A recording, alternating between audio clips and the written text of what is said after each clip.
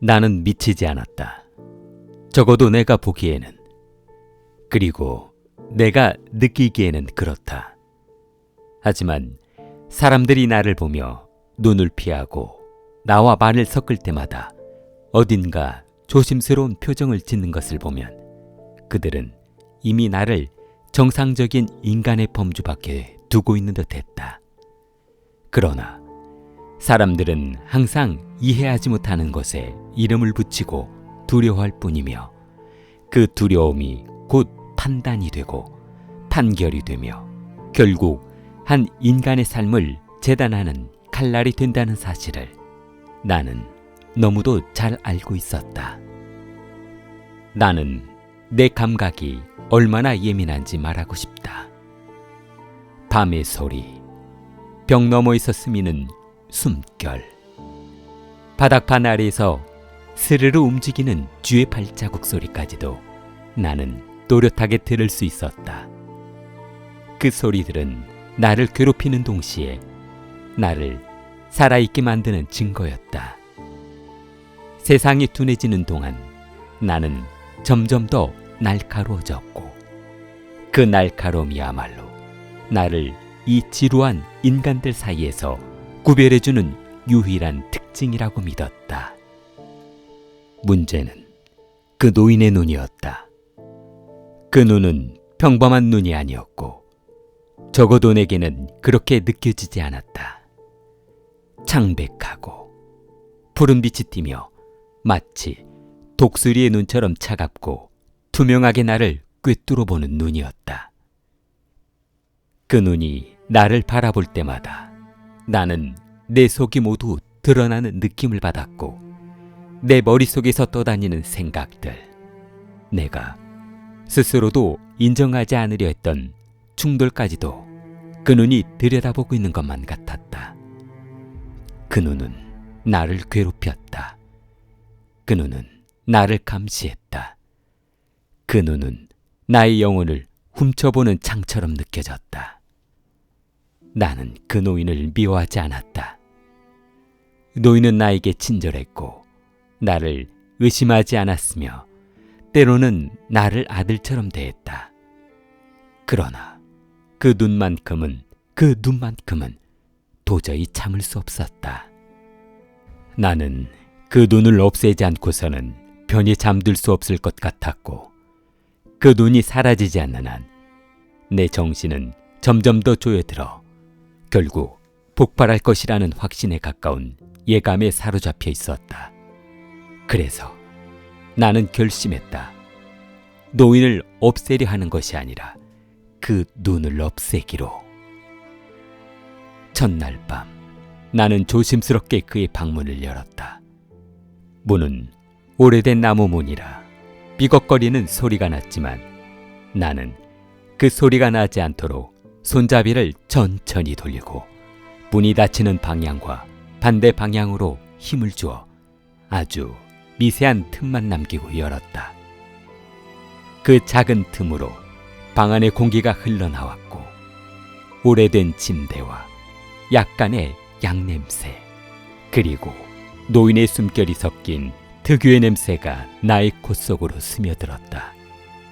나는 손에 든 램프를 아주 조금만 열어 빛이 한 줄기처럼 노인의 얼굴 위로 떨어지게 했다. 그 빛은 마치 칼날처럼 어둠을 가르며 그의 눈으로 향했고 나는 숨을 멈춘 채 그 눈이 감겨 있는지 확인했다. 다행히도 그는 깊이 잠들어 있었고 눈꺼풀은 조용히 내려앉아 있었다. 그 순간 나는 이상한 안도감을 느꼈지만 동시에 그 눈이 다시 뜨일 것이라 생각하며 또 다른 불안을 느꼈다. 그렇게 나는 전날 밤 아무 일도 하지 않고 방을 나왔다. 그리고 둘째 날, 셋째 날, 넷째 날, 다섯째 날, 여섯째 날까지 같은 행동을 반복했다. 매일 밤 같은 시간, 같은 방식으로 문을 열고 같은 각도로 램프를 비추고 같은 거리에서 노인의 눈을 확인했다. 마치 의식처럼 혹은 종교적 예식처럼 나는 그 행동을 반복하며 점점 더 그곳에 집착하게 되었다. 그 과정에서 나는 스스로가 얼마나 신중하고 계획적인 인간인지 자부심을 느꼈다.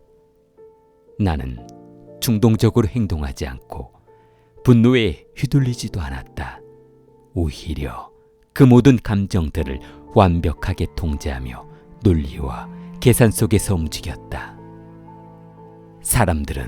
미친 사람들은 계획을 세우지 못한다고 말하지만 그건 얼마나 어리석은 생각인가.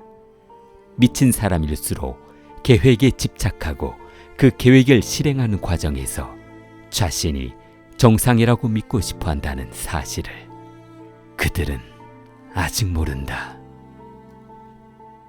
7째 밤이 되었다. 그날 밤 공기는 유난히 무거웠고 창문 밖에서는 바람이 낮게 울부짖고 있었다.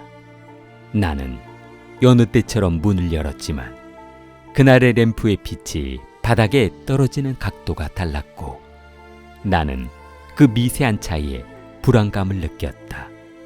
그리고 그 순간 노인의 눈이 천천히 떠졌다. 그 눈은 나를 바라보고 있었다.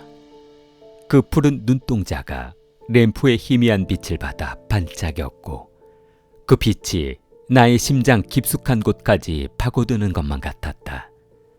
나는 갑자기 숨이 가빠졌고 가슴 속에서 무엇인가가 미친 듯이 뛰기 시작했다. 마치 내 심장이 아니라 노인의 심장이 나를 향해 고발하는 듯한 느낌이었다. 그는 소리를 냈다. 작고 억눌린 그러나 분명한 공포의 소리였다. 나는 그 소리를 듣는 순간 더 이상 참을 수 없었다. 그의 눈을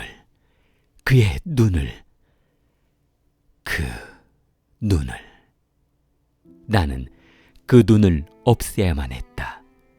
그것이 나를 살리고 나를 해방시키는 유일한 방법이라고 믿었다. 나는 침대 위로 뛰어올랐다. 그의 몸을 눌렀고 베개를 그의 얼굴 위에 덮었다. 그는 몸부림쳤지만 나는 이미 그가 노쇠하고 약하다는 것을 알고 있었고 나의 힘이 그의 힘을 압도한다는 사실도 알고 있었다. 그의 가슴이 요동쳤고 숨이 점점 느려졌으며 그 눈이 마침내 더 이상 나를 바라보지 않게 되었을 때 나는 엄청난 안도감과 함께 설명할 수 없는 황홀감까지 느꼈다. 그 순간 눈은 사라졌다.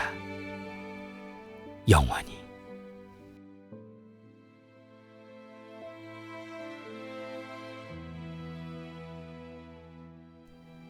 밤의 연습. 그가 완전히 움직임을 멈추었을 때 나는 한동안 그대로 서 있었다. 시간이 흐르는지조차 알 수 없었고 내가 서 있는지 앉아 있는지도 분간하기 어려웠다. 다만 내 손 아래에서 느껴지는 미세한 움직임이 완전히 사라졌다는 사실만이 또렷하게 느껴졌고 그 사실이 나에게는 공포보다 묘한 안정감을 가져다 주었다. 나는 천천히 베개를 들어 올렸다. 그의 얼굴은 놀랍도록 평온해 보였고 마치 깊은 잠에 빠진 사람처럼 보였다. 그 눈은 여전히 감겨 있었고 다시는 나를 바라보지 않을 것이라는 확신이 들자 내 마음속에서 오랫동안 나를 괴롭혀오던 무엇인가가 마침내 사라졌다는 느낌이 들었다. 그 순간 나는 깨달았다.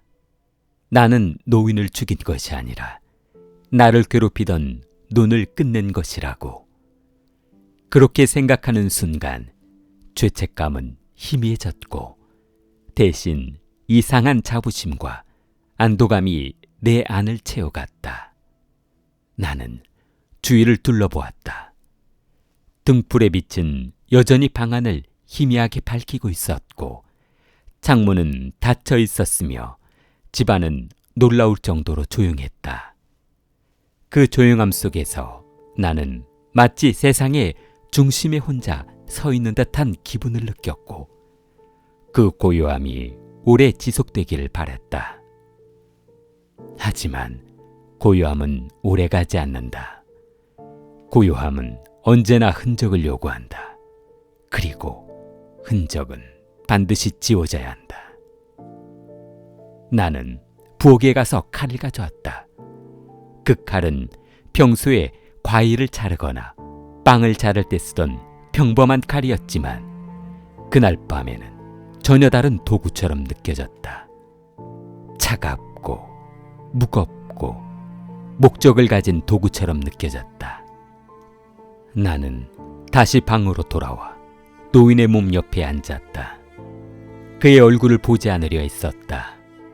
얼굴을 보면 내가 한 일이 너무 명확해질 것 같았기 때문이다. 대신 나는 그의 몸을 바라보며 마치 오래된 가구를 분해하듯이 차분하게 계획을 떠올렸다. 나는 서두르지 않았다.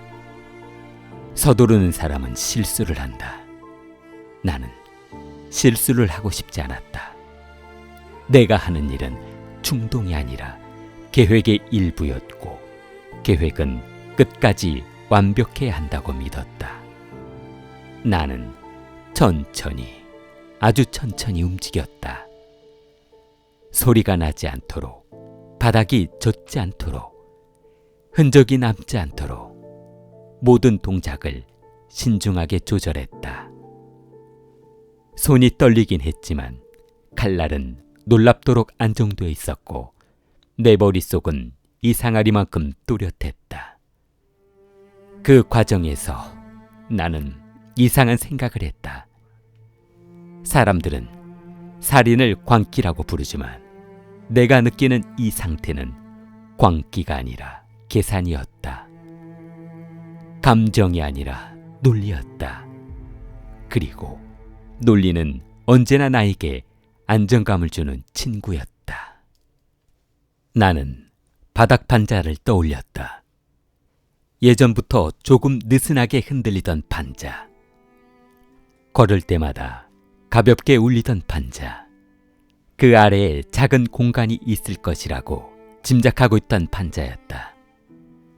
오래된 집은 오래된 비밀을 숨긴 공간이 많다. 나는 판자를 조심스럽게 들어 올렸다. 아래에는 예상대로 빈 공간이 있었고 어둠 속에서 먼지와 오래된 공기가 느껴졌다. 그 공간을 보는 순간 나는 이상하게도 안도했다. 마치 누군가가 이미 나를 위해 준비해둔 은신처를 발견한 것처럼 느껴졌다. 나는 그 공간에 조각들을 하나씩 넣었다. 순서를 정했고 무게를 분산시켰으며 공간이 불균형해 보이지 않도록 신경 썼다. 그리고 판자를 다시 덮고 못을 박았다. 원래 있던 못자리를 그대로 사용했고 망치 소리가 나지 않도록 천을 덧댄 채 조심스럽게 두드렸다. 판자가 제자리로 돌아가자 방은 다시 평범한 방이 되었다. 그 위에는 아무 일도 없었다는 듯 침대가 있고 의자가 있고 오래된 장롱이 있었다. 그 평범함이 나를 안심시켰다. 나는 방을 정리했다. 비가 묻었을지 모르는 천을 태웠고 도구를 닦았으며 침대 시트를 새 것으로 바꿨다. 창문을 다시 확인하고 문을 잠갔다. 그리고 등불을 껐다. 그때 나는 비로소 숨을 길게 내쉬었다. 모든 것이 끝났다고 믿었다. 다음 날 아침 햇빛이 창문을 통해 들어왔다. 새 소리가 들렸고 거리에서는 마차 소리가 들렸다. 세상은 아무 일도 없었던 것처럼 움직이고 있었다. 나는 그 사실이 이상하게도 위안이 되었다. 나는 평소처럼 아침을 준비했다. 컵을 씻고 물을 끓이고 식탁을 정리했다. 노인이 앉아있던 자리에는 아무도 없었지만 그 자리는 여전히 그 자리에 있었다. 그 사실이 나를 안심시키면서도 묘하게 불안하게 만들었다. 그러나 나는 불안을 밀어냈다. 불안은 약한 사람의 것이다. 나는 강한 사람이고 계획적인 사람이며 실수를 하지 않는 사람이라고 스스로에게 말했다. 그때 문을 두드리는 소리가 들렸다. 3번. 일정한 간격으로 빵서림 없는 손길이었다. 나는 그 손길이 누구의 것인지 직감했다. 문을 열자 경찰 3명이 서 있었다. 그들은 정중했고 차분했으며 동시에 어딘가 차가웠다. 그들은 밤에 이상한 소리가 들렸다는 신고가 있었다고 말했고 노인의 안부를 물었으며 집안을 잠시 조사해도 되겠냐고 물었다. 나는 웃으며 고개를 끄덕였다. 오히려 그들을 집 안으로 초대했다. 내가 숨길 것이 없다는 것을 스스로 증명하고 싶었던 것이다. 그들은 집 안을 둘러보았다. 거실, 부엌, 복도, 그리고 침실까지. 나는 그들을 따라다니며 설명을 덧붙였고 그들의 질문에 침착하게 대답했다. 내 목소리는 놀랍도록 안정되어 있었고 내 손은 거의 떨리지 않았다. 그들이 침실에 들어왔을 때 나는 잠시 숨을 멈췄다. 그러나 그 숨을 내색하지 않으려 했었다. 오히려 그들을 그 방으로 더 깊이 안내했다. 여기가 그가 머물던 방입니다. 나는 의자를 끌어와 그들에게 앉으라고 권했다. 그들은 잠시 망설였지만 결국 앉았다. 바로 내가 숨긴 것 위에. 그 순간 나는 이상한 승리감을 느꼈다.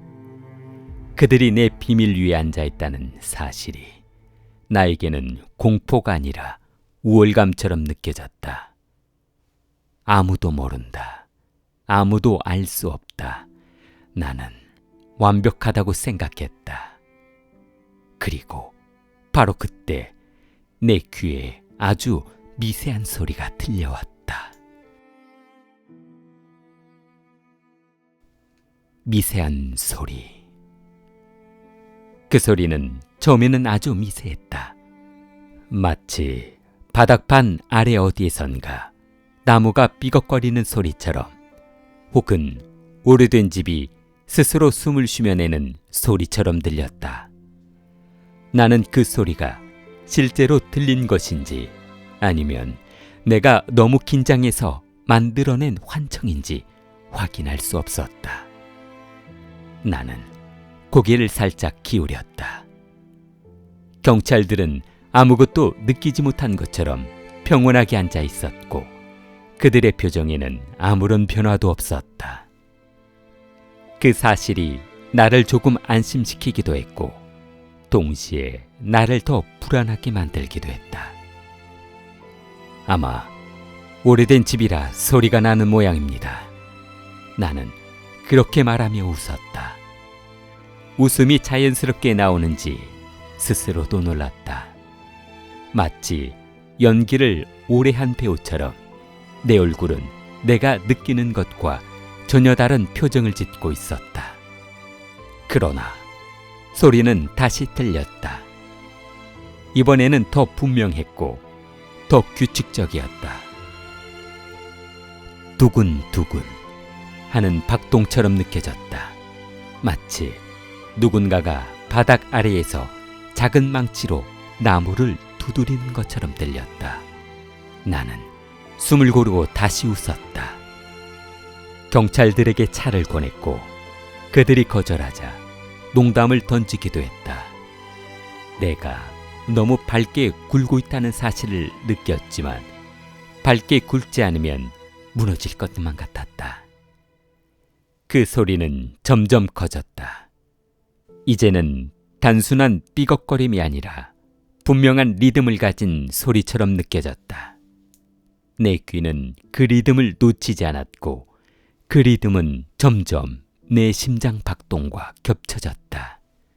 나는 손끝이 차가워지는 것을 느꼈다. 등 뒤에서 식은 땀이 흐르는 것도 느꼈다. 하지만 경찰들은 여전히 아무렇지 않게 앉아 있었고 그들의 대화는 평범하게 이어지고 있었다. 나는 그들이 정말 아무것도 듣지 못하는 것인지 아니면 나를 시험하고 있는 것인지 알 수 없었다. 그들이 아무 말도 하지 않은 것이 오히려 더 무서웠다. 소리는 점점 더 커졌다. 이제는 방 안 전체가 그 소리로 가득 찬 것처럼 느껴졌다. 바닥 아래에서 울려 퍼지는 박동이 벽을 타고 올라와 천장까지 닿는 것 같았고 내 머릿속에서도 같은 박동이 반복되는 것 같았다. 나는 의자를 조금 당겼다. 의자가 바닥을 긁는 소리가 그 박동을 덮어주길 바랐다. 그러나 의자 소리는 잠시 귀를 속일 뿐 박동을 완전히 지워주지는 못했다. 나는 말을 더 빠르게 하기 시작했다. 쓸데없는 이야기, 전혀 중요하지 않은 이야기, 노인의 습관과 집의 역사 같은 이야기를 쏟아냈다. 말이 많아지면 소리를 잊을 수 있는 것 같았다. 그러나 말이 많아질수록 박동은 더 또렷해졌다.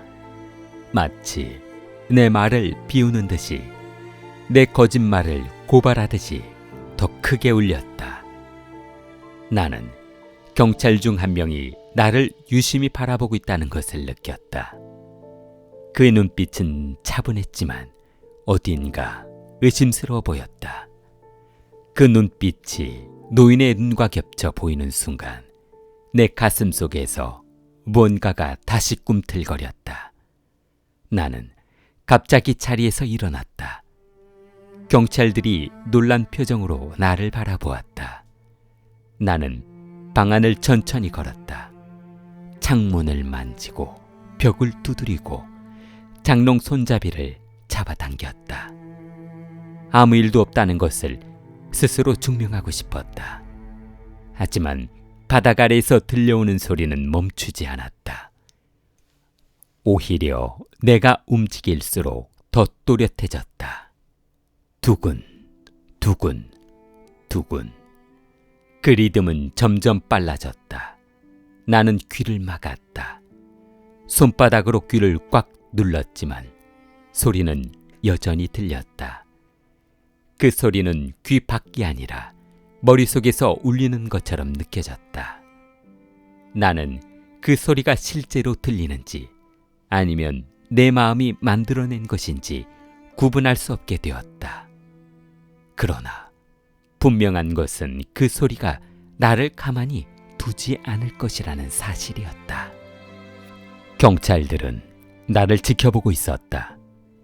그들의 표정에는 점점 경계가 스며들고 있었다.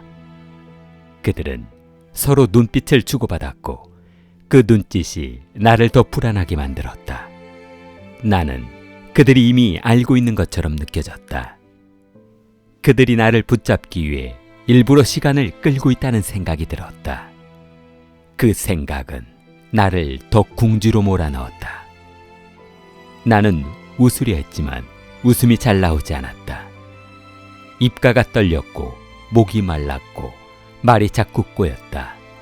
나는 스스로가 무너지고 있다는 사실을 느꼈다. 소리는 이제 내 머릿속에서 폭풍처럼 울렸다. 심장이 아니라 북소리처럼 느껴졌다.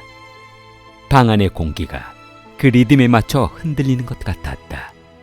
나는 속으로 멈췄다. 제발 멈춰달라고.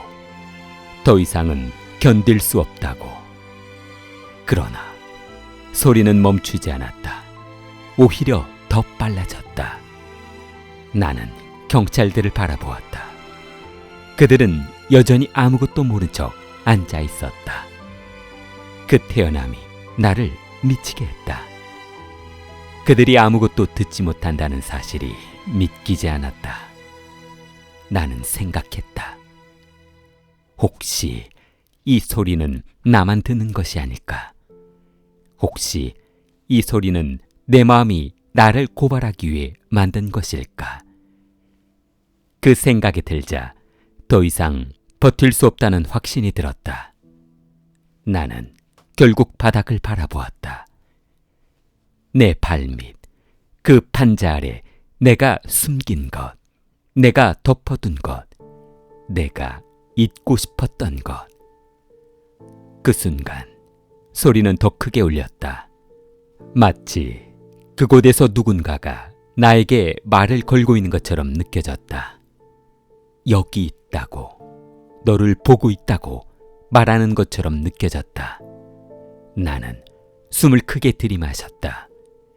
그리고 내 속에서 무언가가 무너지는 것을 느꼈다. 나는 알고 있었다.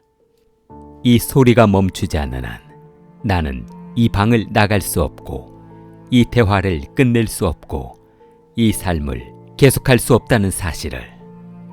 그리고 나는 곧 깨닫게 될 것이다. 이 소리가 나를 어디로 몰아갈지. 고백의 심장 소리. 그 소리는 이제 더 이상 미세한 박동이 아니었다. 방 안 전체가 그 리듬에 맞춰 숨쉬는 것처럼 느껴졌고, 바닥 아래에서 울려 퍼지는 두근거림과 벽과 천장을 타고 내 머릿속까지 스며드는 것 같았다. 나는 그 소리를 듣고 있으면서도 그것이 실제로 존재하는지 아니면 내 마음이 만들어낸 환영인지 구분할 수 없었다. 나는 말을 멈췄다. 말을 멈추는 순간 소리는 더 또렷해졌다. 내가 침묵하는 것을 기다렸다는 듯 내 생각이 잠시 멈춘 틈을 타 더 크게 울렸다. 두근, 두근, 두근. 그 소리는 점점 빨라졌고 점점 더 거세졌다. 나는 경찰들을 바라보았다.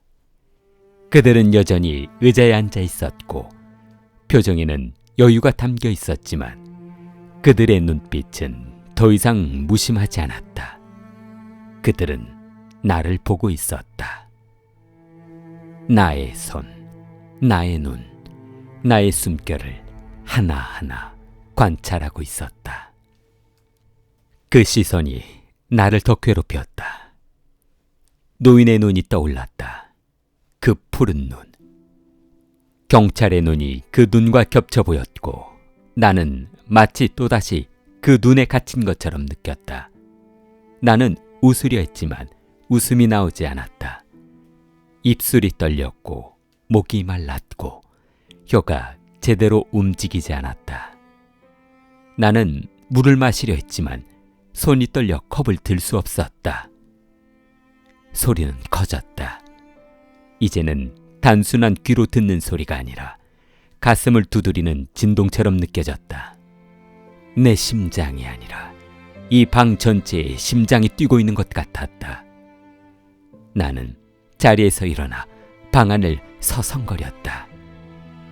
경찰들은 나를 따라 시선을 옮겼고 그 시선이 내 뒤를 따라오는 것이 느껴졌다. 나는 창문을 열어보려 했지만 손이 떨려 제대로 열 수 없었다. 나는 벽을 짚고 균형을 잡아야 했다. 아무 문제 없습니다. 나는 그렇게 말하려 했지만 내 목소리는 이미 정상적인 톤이 아니었다. 말이 높아졌고 말의 끝이 떨렸고 숨이 가빠졌다. 소리는 이제 폭풍처럼 울렸다. 두근 두근 두근. 그 리듬은 점점 더 빨라졌고 마치 나를 재촉하는 듯했다. 말해라, 드러내라, 숨기지 말라. 그런 메시지를 담고 있는 것처럼 느껴졌다. 나는 머리를 흔들었다.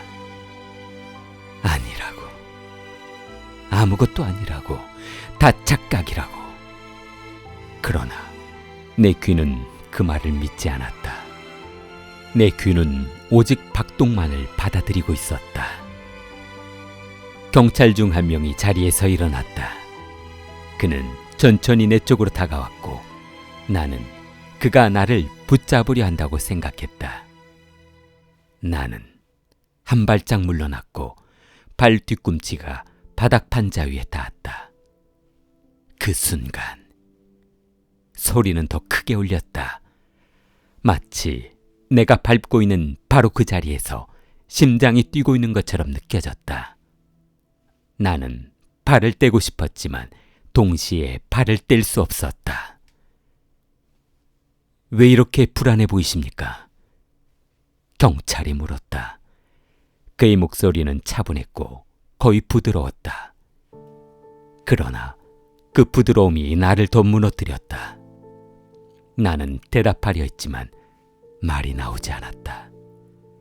머릿속에서는 수백 가지 변명이 떠올랐지만 입으로는 아무 말도 나오지 않았다. 소리만이 내 머릿속을 가득 채우고 있었다.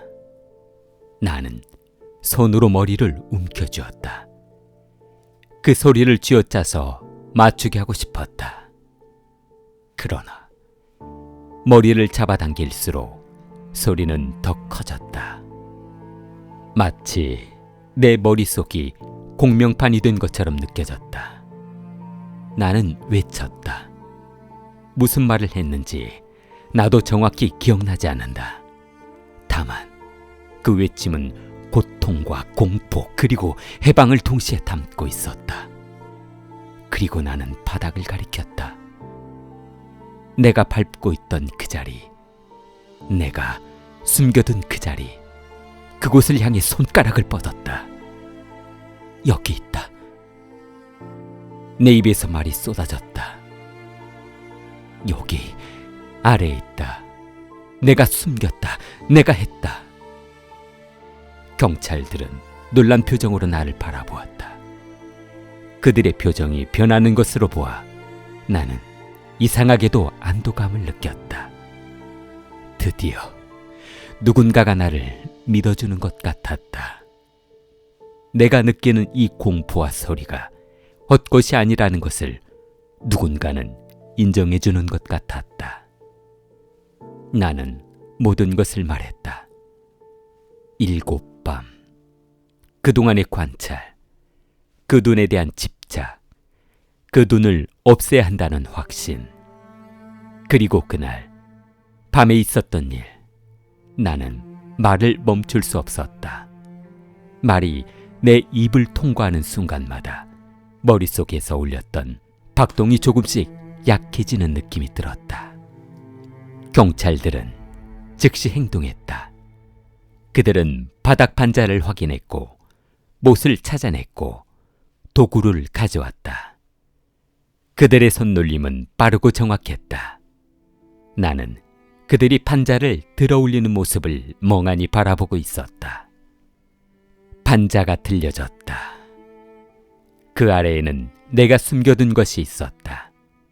빛이 닿자 어둠 속에 있던 것들이 서서히 드러났다. 나는 그 장면을 보며 눈을 감았다. 그리고 그 순간 그토록 나를 괴롭히던 소리가 멈췄다. 방 안은 갑자기 너무 조용해졌다. 귀가 멍해질 정도로 고요했다. 그 고요함이 나를 안심시켰다. 마치 폭풍이 지나간 뒤의 바다처럼 모든 것이 끝난 느낌이었다. 경찰들은 나에게 다가와 내 손목에 수갑을 채웠다. 차가운 금속이 피부에 닿았지만 나는 거의 아무것도 느끼지 못했다. 내 머릿속에는 오직 침묵만이 남아 있었다. 그들은 나를 집 밖으로 데리고 나왔다. 햇빛이 눈을 찔렀고 거리의 소음이 다시 들려왔다. 사람들의 발소리, 마차 소리, 아이들의 웃음소리. 세상은 여전히 돌아가고 있었다. 나는 하늘을 올려다보았다. 구름이 느리게 움직이고 있었다. 나는 그 움직임을 보며 내 마음이 상할 정도로 차분해졌다는 사실을 느꼈다. 그 소리는 사라졌다. 그 심장의 박동은 더 이상 들리지 않았다. 내 귀는 평범한 소리만을 받아들이고 있었다. 그 평범함이 나에게는 기적처럼 느껴졌다. 나는 생각했다. 그 소리는 정말로 바닥 아래에서 울리던 것일까? 아니면 내 마음이 만들어낸 환영이었을까? 나는 아직도 확신할 수 없다. 그러나 한 가지는 분명했다. 그 소리를 나는 이 자리로 데려왔다. 나를 무너뜨렸고, 나를 고백하게 만들었고, 나를 세상에 드러냈다. 나는 이제 깨닫는다. 사람이 숨길 수 없는 것은 흔적이 아니라 마음이라는 것을. 아무리 치밀하게 계획해도, 아무리 완벽하게 숨겨도 마음속에서 울리는 소리는 결국 밖으로 새어나온다는 것을. 그 소리는 때로는 눈이 되고, 때로는 기억이 되고, 때로는 심장이 된다. 그 소리는 사람을 괴롭히고 잠 못 이루게 하고 결국 입을 열게 만든다. 그래서 나는 이 이야기를 남긴다. 누군가 이 이야기를 듣고 나처럼 되지 않기를 바란다. 그러나 동시에 누군가는 이 이야기를 듣고 내 마음을 이해해 주기를 바란다. 나는 여전히 내가 미쳤다고 생각하지 않는다. 나는 단지 너무 잘 들었을 뿐이다. 그리고 그 때문에 너무 많이 느꼈을 뿐이다. 그 모든 것을 고발한 것은 결국 내 안에서 울리던 그 심장이었다. 에드거 앨런 포는 이 작품을 통해 공포를 귀신이나 괴물 같은 외부 존재가 아니라 인간의 정신 내부에서 발생하는 현상으로 표현했습니다. 이는 당시로서는 매우 혁신적인 접근이었으며 오늘날 심리 스릴러 장르의 기반이 되었습니다. 진짜 공포는 외부에 있는 것이 아니라 인간의 마음속에 있다. 그리고 양심은 어떤 벽 속에 숨겨도 침묵하지 않는다.